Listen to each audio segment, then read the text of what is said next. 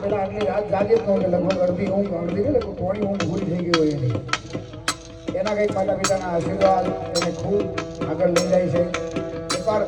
તાળું થી વધાવો કારણ કે એની આંગળી તો જુઓ તમે આમ